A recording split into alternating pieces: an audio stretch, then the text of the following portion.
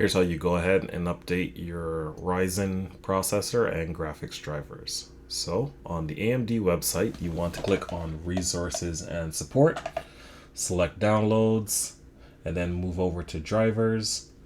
And then you will go ahead and click on the Download Windows Drivers button.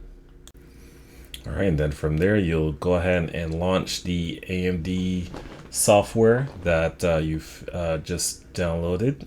Go ahead and click on Install. Let it do its installation, and once that pops up, you just give it a few minutes here to go ahead and do a quick scan on your PC just to see what sort of hardware it's running. So we'll just let that keep running here. Might take about a minute or two depending on, well, how fast your machine is. And it's just doing the scan, so we'll just wait a little bit longer here. And there we go, it's found my 6750 and it's found my built-in Radeon graphics cards as well.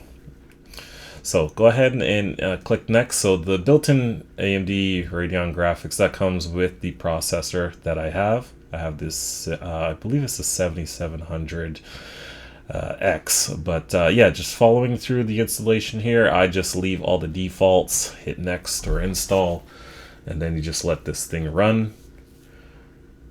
So it's just doing all its installation here. So it's going to take 9 minutes, 8 minutes up. Well, it's getting closer. Oh, this is going pretty fast. I didn't expect it to be this fast. Oh, I jinxed it.